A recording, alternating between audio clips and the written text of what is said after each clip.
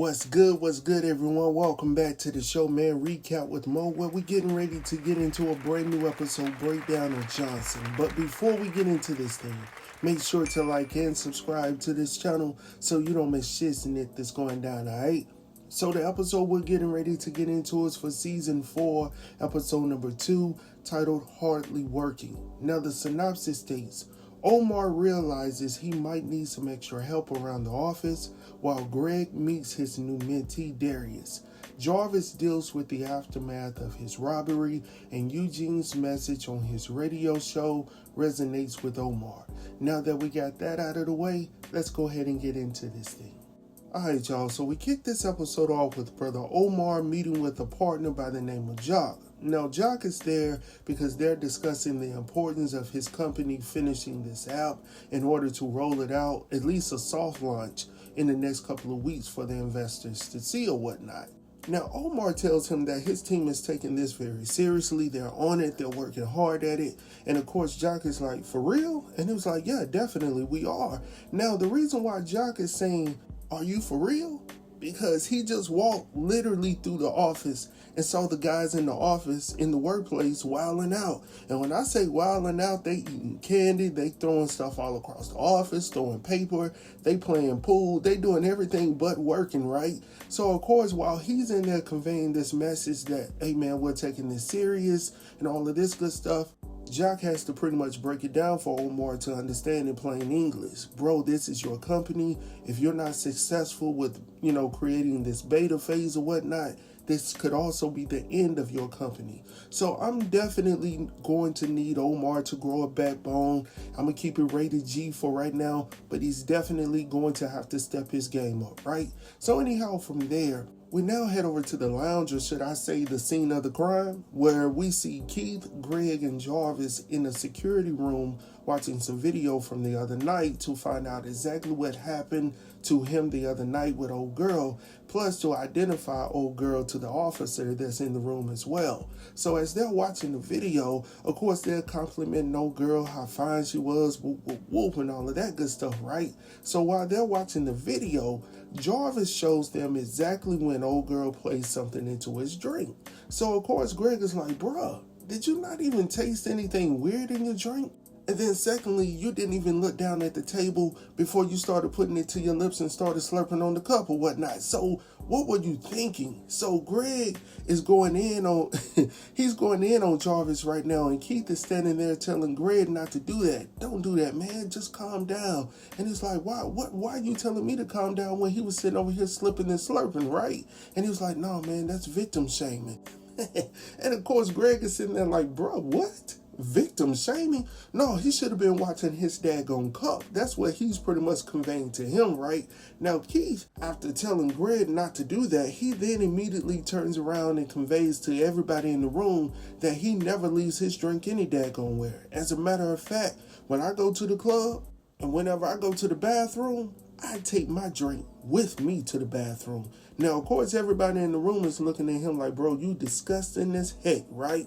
Because ain't nobody, you know what, let me go ahead and step off of this because there may be somebody listening to this channel right now saying, ain't nothing wrong with that. I take my drink to the bathroom, right? And I'm like, y'all nasty.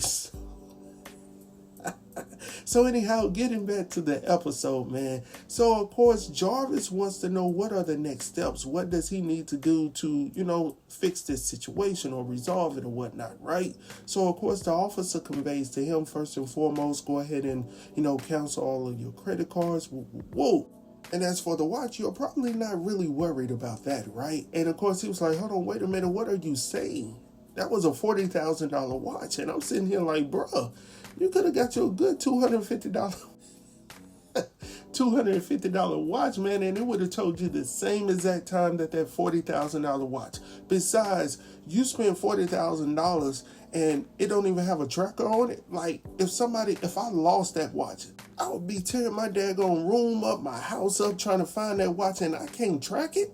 it's not for me. I'ma just end it on that. It is definitely not for me. So anyhow, from there we head over to the office where we see Brother Omar attempting to seize control over his employees, y'all. Once again, over his employees, over individuals that he's paying to do a job, right? So he comes out of his office, he's telling them that he really needs them to buckle down because this app has a lot riding on it, right? So there's a young guy in the room by the name of Christian. Now, Christian is going to be a problem for Omar for days and months to come because he seems to be the ringleader in all of this, telling Omar that he feels verbally attacked for somebody telling him that he's not doing his daggone job. So I'm like, bro, I don't get it. Not all young people, but some young people. I consider myself semi-young, right? Because I'm not old, I'm in between. I'm in between, right? So, I'm not really feeling this vibe like I'm going to work, I'm getting paid, but I'm not willing to do the work. So I really don't understand that. I don't get that, right? I'm a millennial. But the individuals that's in this show, he calls them Gen Z. Now, not all Gen Zs are the same, but a lot of them really don't want to do a whole lot of hard work. They don't want to work for some things, right? And I get it. Nobody really wants to go in there, break their backs day in and day out. But if you're coming to work, that's what the company is paying you for, to do the work so the company can remain and become successful. That's what they're paying you for. So anyhow, getting back to the story, as I stated before, this guy Christian is going to be a problem because Christian is sitting over here telling Omar, I don't know if it's fair to put more pressure on us because of your personal commitments. Maybe we should take a vote and see if longer hours are something we can all agree to. And I'm sitting over here looking at Omar like, bro, grow some daggone balls, man. Like, what in the world? Sitting over here being so nice to these folks you're paying money to. I get it. You can't always be nasty, but at the same time, you got to be firm. He's not firm at all. So we'll talk about this a little bit later, but getting on from there, we now head over to see the fellas at a restaurant. Now, Greg tells Keith and Jarvis that he graduates on Monday, so he needs both of them to be there front and center. Now, Keith is like, bruh, I gotta shoot. And then Jarvis is like, bro, you mean this upcoming Monday? And of course, Greg is sitting there like, no, fool, this past Monday. No, I need y'all to be there. Like, I've already told you guys about this. I told y'all months ago. And of course, Keith is like, man, we don't remember everything. You got to keep reminding us. And I do agree. Sometimes we got a whole lot of stuff on our plate, Greg. Just go ahead and remind us, bro. So anyhow, since we're keeping everything out in the forefront, Greg goes on to tell the fellas that he's a little nervous about going to the Bahamas or whatnot. So, of course, everybody wants to know why. Because this will be my first time flying. And the fellas can't believe it. And they're having a good old chuckle about it or whatnot. So Jarvis is like, bro, you came to my wedding down in New Orleans. And Jarvis reminds them that he drove. And Keith is like, you know what, you're right about that because your transmission went out and we had to come and get you or whatnot. So, he's never been on a plane. He's fearful of it. So that's why he's been making all of these excuses about, getting his passport and all of that good stuff. Whoa. So I'm glad that we have this out in the forefront. And of course, the fellas are like, look, man, we're going to be here with you. We're going to be at your graduation on this upcoming Monday. And you're definitely going to be at my wedding in the Bahamas. So I was like, okay, good. We got all of this out in the open. So anyhow, from there, y'all, we head over to see Greg, who's going to meet up with this kid by the name of Darius, along with Jesse, who's a representative of this mentor group or whatnot. So Greg wants to become a mentor, to a young kid. So this is his opportunity to see if he has what it takes. So Darius lives with his grandmother, Miss V, who's obviously, in need of a man's, assistance in raising this young guy into a man. Because he's at a point in his life right now that he needs male guidance, right?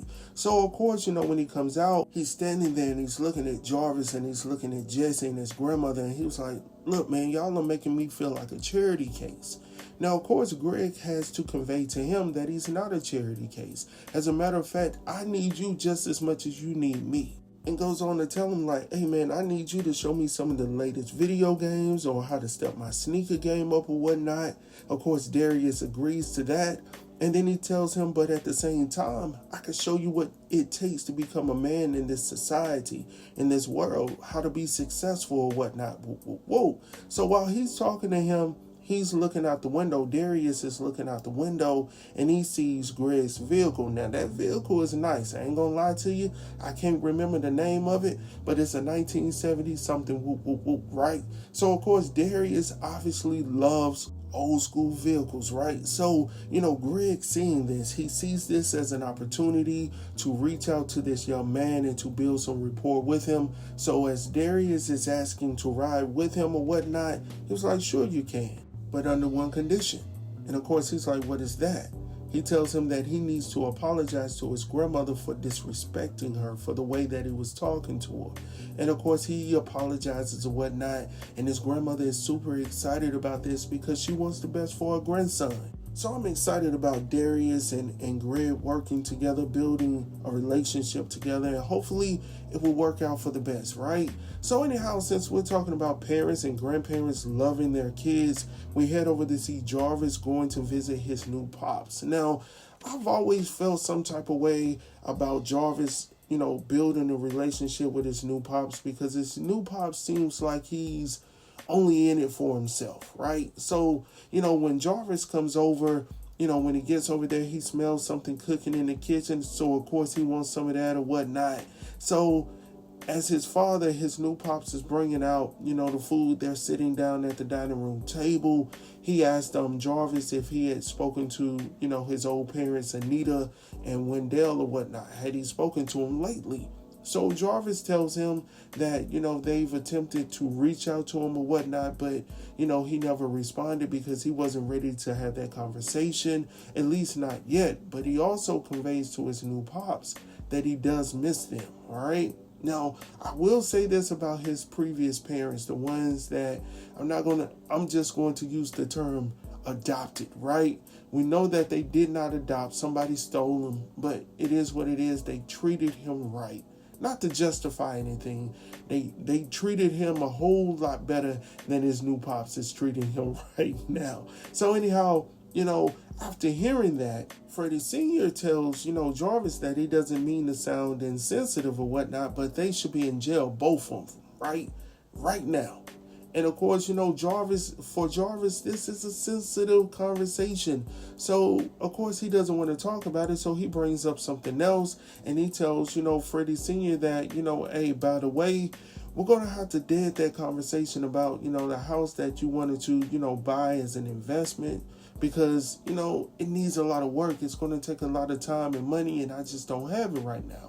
So, of course, his father, after hearing that, he's feeling some type of way because he tells Jarvis that you're the reason why I decided to do this anyway. And since you brought it up, I thought you were going to finance it. Even after Jarvis conveys to him that, hey, man, I'm hurting financially. I had to let some of my employees go. Whoop. Now, Freddie Sr. tells him, like, man, I ain't your daggone, I'm not your employees. I'm your daddy. So I expect you to do what I've asked you to do. And I'm like, hold on, wait a minute, player. Like, we just met. We just met. And he tells Jarvis that he was counting on this project when you had no money, right? So Jarvis goes on to tell Freddie that he just can't do it right now. Financially, it's just a little bit too much for him. But then he goes on to tell Freddie Sr. that, hey, man, I was robbed the other night or whatnot. And Freddie Sr. is sitting there like, yeah, Junior told me the other night. So, of course, Jarvis is feeling some type of way about that because he's like, so you knew that I got robbed the other night and you didn't call? You didn't call to check in on me? And he was like, well, I'm looking at you. Are you okay? You okay, right? And I'm like, I said, now, we saw the grandmother, for Darius, she was pleased. She was excited about the turnaround of her grandson. And then we see this pops right here that don't give a daggone about his son, right? The one that was just lost and now found, man. I'm like, dag. Anyhow, getting back to the story. We head over to the office where we see Omar, who just recently had a conversation with his crew about being more diligent about getting this project completed, right? So he's coming out of his office, and when he comes out, he's shocked to see his employees actually working, y'all. So as he's walking around, he's giving people compliments here and there, everywhere. Even Christian is working, people, but he's having a little bit of issues with trying to figure out how to get something to work or whatnot. So Omar tells him that, hey man, it's cool. It's a nice start, but let's put it up on the big board, and all of these brilliant minds in this room, we can work together or whatnot. So as he's conveying this information to Christian tells him, look, it's almost 5 o'clock. And unfortunately, I can't stay past 5 o'clock. Neither can nobody else, because we can work better if we can get a good night's sleep or whatnot, and the ideas will be able to flow a lot better. As a matter of fact, we've already had a conversation about this while you were off in your office, and we all decided that no, we're not staying past 5 o'clock. And I'm like, what? And of course, Omar gives in. He gives in to these people. And I'm like, bro, what type of company are you running here? Like, bro, grow some. Yo. So anyhow, I don't know how this is going to work, y'all. But anyhow, going on from there, we now head over to see Keith and his fiance Jackie playing a little game. Now, this game, I played it before with my wife. It's like a little hashtag or something type of game. Let me go ahead and admit it to y'all. I'm not great at this game. I don't do no daggone hashtags and all of that text messaging. I really don't do a whole lot of it. I do it when I have to, but if I can get around it, I'm definitely going to get around it, right?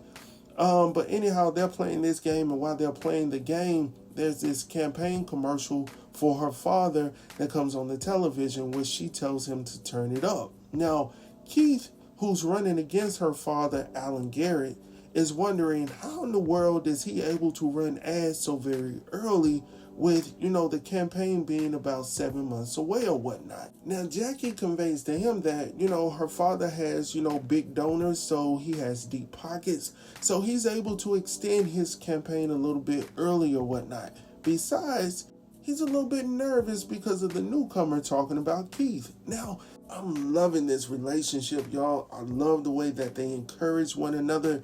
When Keith is feeling some type of way, as he is right now, she's there to lift him up and encourage him. This is how it should be, man. All that fussing and fighting and all that bickering, that back and forth, that's not how a relationship goes all the time. Like, there are some people out here that fuss, they get it over with, and then they're back at it in love and all of that good stuff. So I'm just liking the vibe right now. It seems good to me. I hate that they have to go and elope in the Bahamas instead of having, her father and her mother there. I just hate that, but it is what it is, all right? So anyhow, going on from there, we now head over to see Omar still in his office, trying to figure out what to do next, how to handle his situation. And he receives a phone call from Jarvis, who's trying to see if he would like to link up later on tonight for dinner. But he tells, Jarvis that unfortunately he's not going to be able to do that tonight because he's working late and he's looking at this resume of someone that he's interested in bringing into the company. But unfortunately, the number on the resume, he's not able to get in contact with the person because it's disconnected. So they both agree that's a bad sign. So anyhow, he tells him that he actually has a reference for the individual, so he's going to try it that way. So of course, that's a great thing. So from there, after they get off the phone, he turns on the radio, and I guess everybody else in the city turns on the radio to listen to his uncle Eugene on his radio show or whatnot. So there's a caller who calls in by the name of Mickey, who's calling in to discuss a personal matter where he's having an issue with one of his family members. I think it's his brother or whatnot. And he hasn't spoken to his brother in about 6 months. So it made Omar think about his relationship with his uncle Eugene, who, gave him a job at his club or whatnot. But, Omar just couldn't tame his temper. So he got to fighting with, a guy that was messing around with his ex-wife or whatnot and all of that good stuff. So it was just a messed up situation. And unfortunately, Eugene had to let him go. I mean, he had to do what was best for his business, right? Unfortunately, Omar isn't understanding that. Obviously, he's not understanding how to run a business because all of those individuals he got working for him, they would be gone the next day. I can get some new IT people off in here that's willing to do the work. So he's going to have to find a way to forgive Eugene for what transpired at the workplace. It is what it is. So, as he's picking up the phone, getting ready to dial this number, I'm assuming that he's getting ready to reach out to his uncle Eugene, who's doing a radio show. Because the way that they had it on the screen, it looked like he was calling him at the same daggone time. But y'all, he didn't call him. He called the reference. So, of course, I'm sitting here like, bruh, like, for real? Like, just call your uncle, man. Just resolve this situation. Maybe he can help you with your business as well. Like, I just don't get it. But that's pretty much the end of the episode, y'all. I hope that you guys have enjoyed it. Make sure to like and subscribe to this channel so you don't miss shit that's going down. My brother has been a little under the weather, so that's the reason why you haven't seen a lot of videos. But I'm back in effect, man. Hopefully I'll have my last little spell of whatever's going around in the state of Tennessee. I'm not sure what's going on. Hopefully you guys are remaining safe and healthy, man. Talk to you guys soon. Peace.